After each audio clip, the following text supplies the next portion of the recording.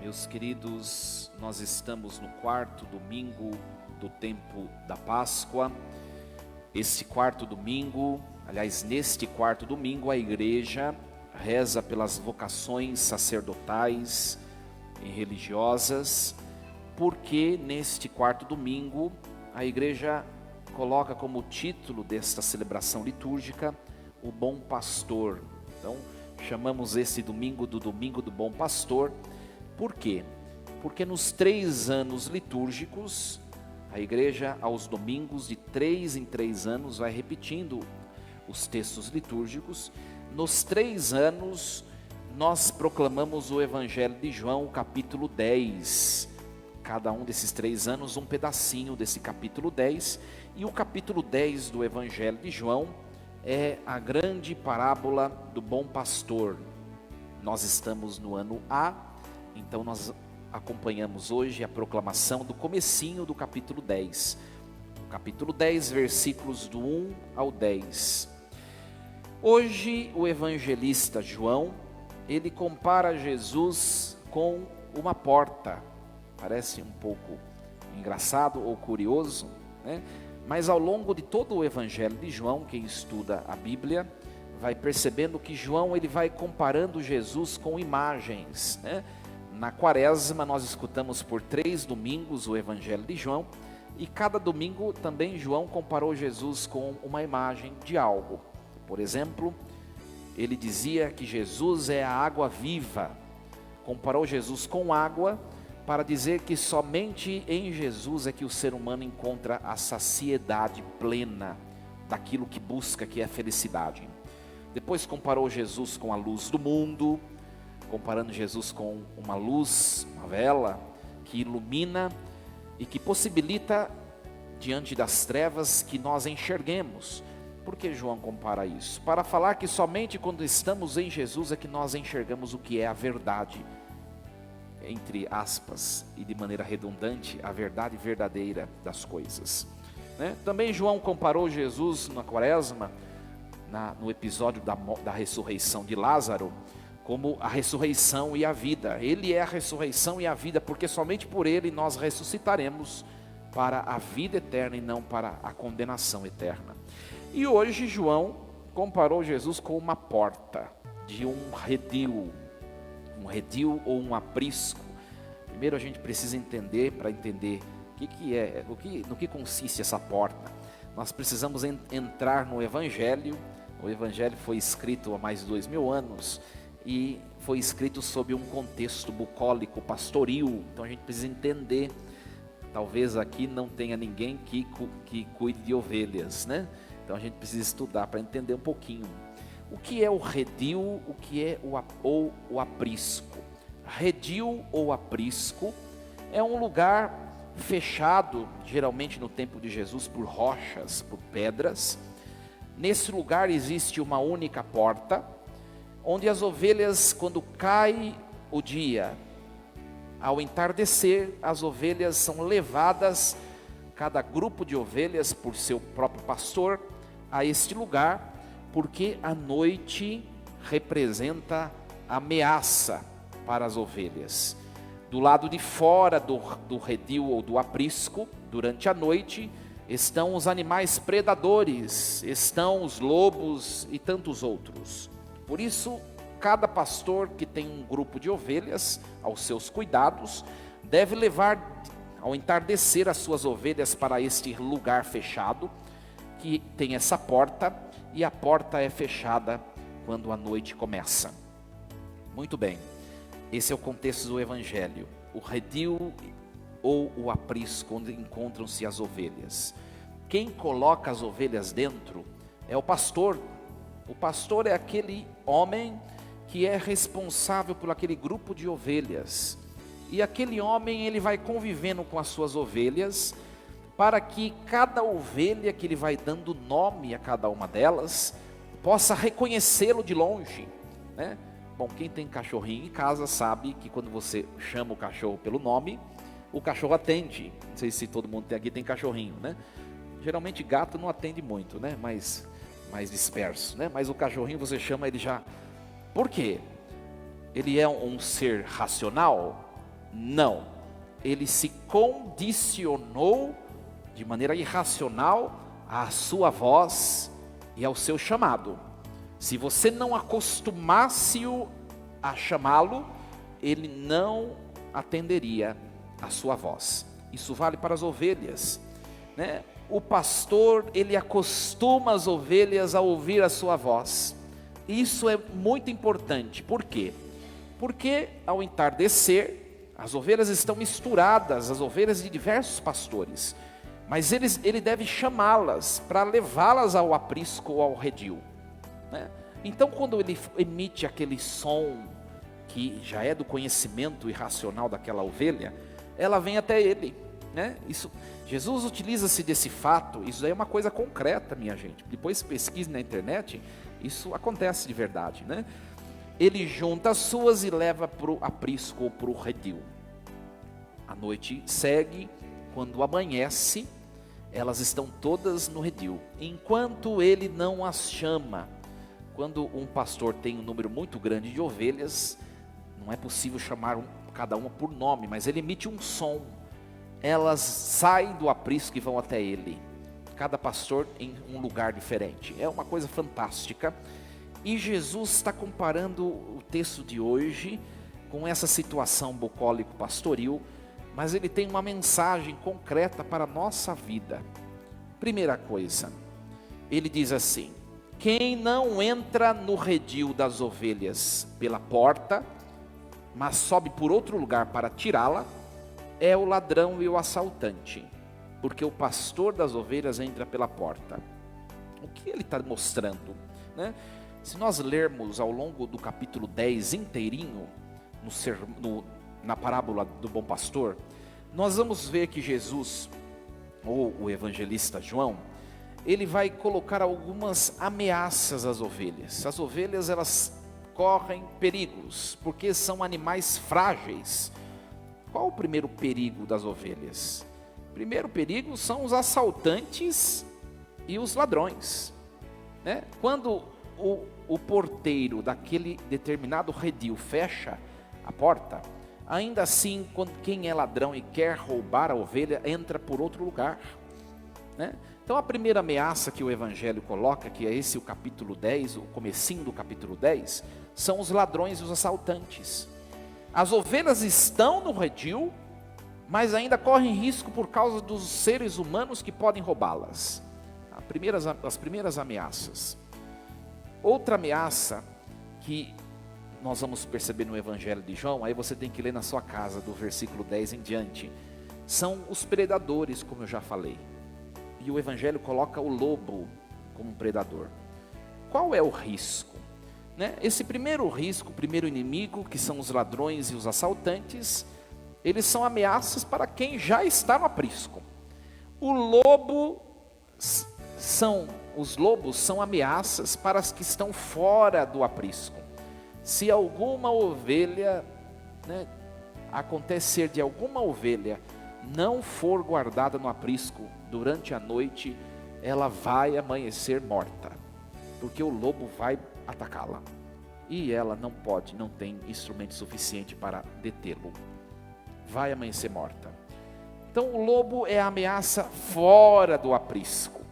Conseguem perceber que tem ameaças mesmo estando no aprisco, mas também tem ameaças estando fora do aprisco. Estando no aprisco, tem a ameaça dos ladrões e dos assaltantes, que são ameaças, né, graves, mas quando elas estão fora, a ameaça, ela fica muito mais vulnerável ao lobo, ao mal, né? Então o Evangelho está falando assim: as ovelhas são os seres humanos, as ovelhas são os seres humanos, somos nós, né? E nós, estando a caminhar neste mundo, rumo à eternidade, nós estamos de qualquer maneira sofrendo ameaças.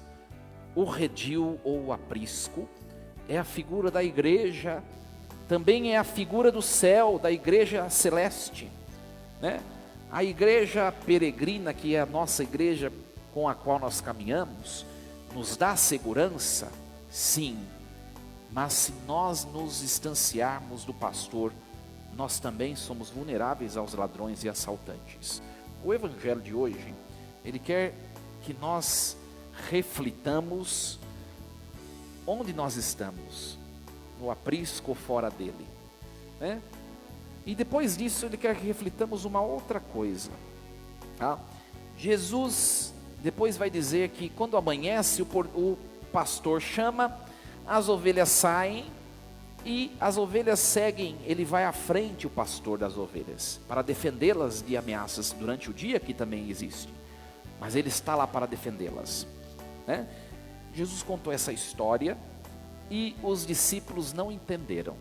Aí ele vai explicar, ele vai dizer assim: olha, minha gente, eu sou a porta, né? Eu sou a porta das ovelhas. Os que vieram antes de mim são ladrões e assaltantes, né? No fundo, Jesus, quando ele faz esse discurso, ele está se referindo aos assaltantes e aos ladrões, os pastores da religião judaica, que não querem caminhar aceitando Jesus como Senhor e Salvador. Os fariseus, quando Jesus diz que ele é o pastor das ovelhas, os fariseus, se você ler no capítulo 10, o versículo 10 em diante, eles vão ficar, né, escandalizados. O nosso pastor supremo é Deus. Por quê? Porque eles não enxergam em Jesus Deus que se tornou homem. Então eles não são pastores, porque eles vão anunciar a palavra e vão dizer que Jesus não é Deus. E os verdadeiros pastores que amam as suas ovelhas, conduzem as suas ovelhas para a porta verdadeira que leva ao aprisco. Os pastores, que na verdade são maus pastores, são ladrões, não conduzem as ovelhas pela porta que dá a elas segurança.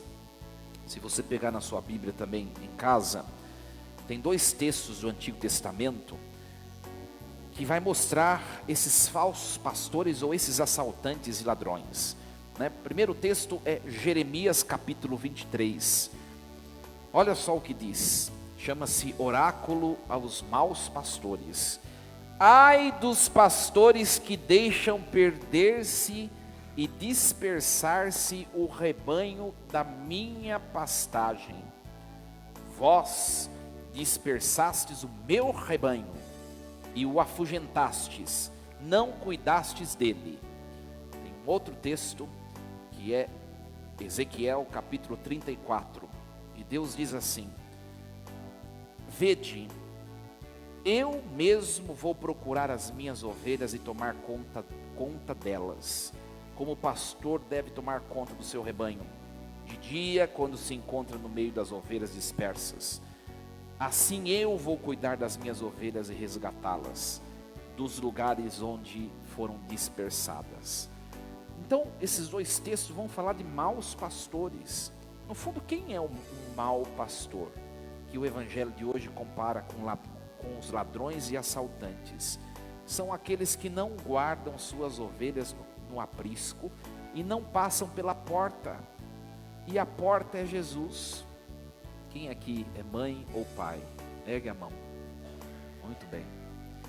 Vamos ver se você é bom ou um bom pastor ou um mau pastor ou um assaltante. Se você não conduz seus filhos para o aprisco, que é a igreja, que é a presença, a companhia de Jesus Cristo, você é um péssimo pastor. É isso que a leitura de hoje está dizendo, e não é o padre, é o texto do evangelho. É o texto do evangelho. Meus queridos, não há outro caminho para a felicidade verdadeira que não seja a porta que se chama Jesus Cristo. O aprisco eterno que é o céu, que é a felicidade que não tem fim, para a qual nós estamos caminhando e a qual nós desejamos. Só há uma entrada, e é Jesus. E é Jesus. Um pai, uma mãe, que dá de tudo para o seu filho, que oferece muitas portas, as portas de bons estudos, ótimas escolas, as portas de se preparar para ótimas profissões, as portas de boas vestimentas, calçados, as portas de uma educação comunicativa lisonjeável. Tudo bem, é ótimo, mas se não oferece a porta principal, a única, que vai levar o filho para as pastagens eternas do céu, que é Jesus Cristo, se não oferece isso, é um péssimo pastor. Porque todas essas portas que você ofereceu a seu filho, quando ele morrer, ficarão por aqui. E você não deu o acesso à eternidade. Então a coisa é séria. Por que no capítulo 10 do Evangelho de João, existe aí o sermão ou as parábolas do bom pastor? Porque todos nós temos sobre nós responsabilidades da vida de alguém. Começa pelos padres, bispos, pelos sacerdotes. A eles são confiados a vida de muita gente. E no dia do juízo nós seremos cobrados pela vida de cada ovelha que foi confiada a nós. Mas isso se estende a qualquer pessoa. Quem é pai, quem é mãe, você é responsável. As suas ovelhas são seus filhos, né? Quem é patrão, suas ovelhas, numa interpretação espiritual, são os seus funcionários. Quem é funcionário, suas ovelhas são as suas atribuições, os seus ofícios, os seus encargos, aquilo que você foi chamado a fazer. Quem é estudante é pastor dos seus estudos, né? O seu estudo são as suas ovelhas que você deve pastoreá-las de maneira primorosa. Como nós estamos fazendo isso? É a grande pergunta da liturgia de hoje. Hoje, na segunda leitura da carta de São Pedro, o texto termina esse trecho de hoje assim: andáveis como ovelhas desgarradas, mas agora voltastes ao pastor e guarda de vossas vidas. São Pedro está dizendo o quê? Se você que está ouvindo essa palavra hoje, percebe na sua vida que você tem feito o seu pastoreio de maneira muito irresponsável, hoje é o dia de você se decidir a seguir um caminho que agrade a Deus. Que agrade a Deus. Eu trabalhei numa paróquia como seminarista, não vou falar o nome, tem gente que assiste, né? Mas eu via na missa das crianças, que assim é chamada, né? Era domingo às 10 da manhã, pais paravam o carro na frente da igreja, deixavam o filho para entrar, iam embora, e lá a missa era 1 hora certinho, igual aqui, né? Às 11 horas estava lá o carro de novo parando, pegando o filho e levando para casa. Será que um pai desse, quando vai ao shopping, faz o mesmo? O que vai conferir o céu ao filho desse pai e dessa mãe? O shopping em que ele entra e celebra e vive e comemora? Ou a missa que ele entregou como algo preceitual e foi embora? Algo para nós refletirmos. Tem muita coisa importante para nós conferirmos àqueles que nós amamos, mas não tem nada mais importante do que Deus. E no dia do juízo final nós vamos perceber o quanto valeu a pena nós entregarmos aquilo que é mais importante. Tudo o que nós empreendemos nessa vida, os nossos bens, a nossa bagagem, o nosso arsenal intelectual, tudo o que conquistamos no caixão vai ficar para trás. E o que nós possuímos de eterno, o que nós estamos buscando daquilo que vai ficar para toda a eternidade? É isso que o Evangelho de hoje está tentando fazer com que nós reflitamos. E a questão é séria, minha gente. Eu não sei se vocês têm acompanhado. Às vezes a gente fica nas redes sociais e segue o perfil de tanta gente para ficar dando risada. Às vezes tem até uns padres por aí engraçados na rede social, né? Olha, isso não vai levar para o céu, viu? Você precisa ficar esperto com as notícias do mundo e da nação. Está acontecendo desde o dia 28 até hoje, né, me parece, são esses dias, a maior conferência satânica da história da humanidade, que se chama SatanCon. E você entrar no site, dessa conferência, aliás, se você tivesse entrado desde antes do início, estava escrito lá, inscrições esgotadas. E o que eles vão discutir? Depois vocês leem na internet. Qual era o primeiro assunto dessa conferência? O Brasil. Por quê? Porque quer o Brasil ainda, e também o México, as duas nações de maiores quantidades de católicos e cristãos do mundo. Por quê? Porque querem matar o Cristo do seio social. A sociedade ocidental foi erigida sob o alicerce cristão. Tudo que se tem na sociedade ocidental, tem gente que é muito ignorante e não sabe, veio da igreja. Tudo. Eles querem desmistificar, eles querem destruir a imagem, eles querem tirar da alma da sociedade ocidental o resto que sobrou de Cristo. E às vezes a gente não se dá conta dessas coisas, né? Antigamente se poderia colocar um crucifixo nas escolas, hoje não se pode mais. É uma coisa tão tonta. Tudo bem, isso é o comecinho. O diabo, ele não vai aparecer para você, né, aquele monstro, né, de maneira assustadora, com um garfo na mão. Não vai. Ele vai tentar matar Cristo da sua vida, da sua casa e da sociedade, de maneira gradual. Então a gente vê na sociedade de hoje vestígios do domínio do mal sobre a sociedade. E esta conferência pretende isso, né? Eles estão refletindo sobre esses episódios das crianças que vocês acompanharam em Blumenau e depois daquele evento em tantos outros lugares. Como fazer com que isso aconteça mais? E a gente acha que levar o filho à igreja é algo social ou irrelevante. É algo para a gente refletir, né? Qual porta estão passando nossos filhos? Então a gente precisa, meus queridos, refletir esse evangelho de hoje e colocar na nossa vida. Você reza em família? Não. Péssimo pastor. Você vai à igreja com sua família? Não. Péssimo pastor, né? Suas palavras são palavras de esperança, de paz. Quantas vezes você fala o nome santo Jesus Cristo no seu dia? Eu não falo. Péssimo pastor. E o mal, ele se achega de maneira muito imperceptível, e depois ele destrói a família, os casamentos e sobretudo a vida dos nossos jovens. Então é momento, meus queridos, de arregaçarmos as mangas. Eu não sei como é a sua vida de fé, e voltarmos ao primeiro amor, como nos diz São Pedro. Vós andáveis como ovelhas desgarradas, mas agora voltastes ao pastor e guarda de vossas vidas, que é Jesus Cristo. Como está a nossa vida de fé? Se estiver um fracasso, comece hoje.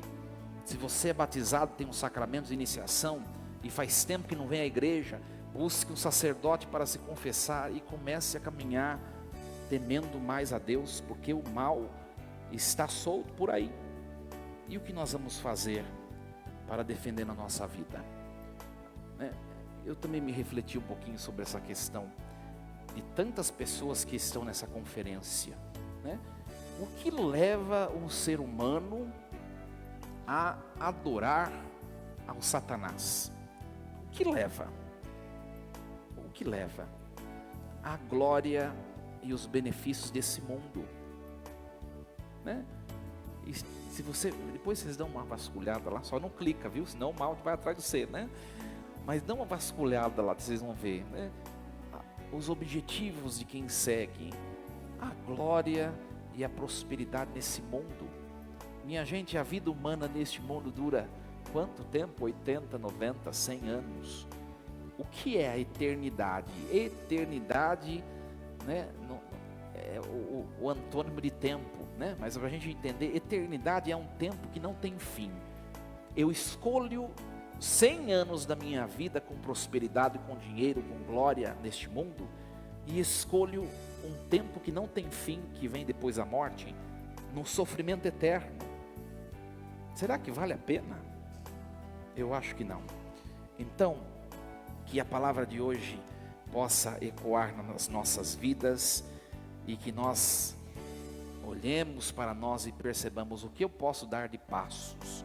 Hoje, vocês jovenzinhos, né, que na verdade as crianças, para mim criança bem mais pequenininho, né, são jovenzinhos já, né, vocês vão receber o sacramento da Eucaristia, que é a presença mais sublime de Deus na história, no mundo, né? Jesus, que reside na eternidade, pela ação do Espírito Santo, é enviado pelo Pai, e ele se derrama em sacrifício no altar. Depois da imposição das mãos do sacerdote, aquilo que é pão e que é vinho, vai deixar de sê-lo, e será o corpo e o sangue do mesmo Jesus que está à direita do Pai na eternidade. Nós professamos a fé na Eucaristia como presença real, não é um simbolismo ou uma representação qualquer, é o corpo e o sangue de Cristo, que se me apresenta de maneira visualmente sacramental. Eu enxergo o pão, eu degusto o vinho, mas por um milagre que eu não sei nem traduzir em palavras, é o corpo e o sangue de Cristo. Então vocês, meus queridos, minhas queridas crianças, vocês jovenzinhos, vivam esse momento de maneira muito profunda. Vocês receberão o que o Evangelho chama de porta, o único acesso ao céu. Não deixem de receber todos os domingos da vida de vocês, porque esse é o único caminho que nos levará à felicidade eterna do céu. Que Deus os guarde e os proteja dos assaltantes e dos ladrões que estão pelo mundo, e por meio do sacramento da Eucaristia possa conduzi-los ao céu, às pastagens eternas. Assim seja. Amém. Um instante de silêncio, coloquemos a palavra de hoje no nosso coração, na nossa alma.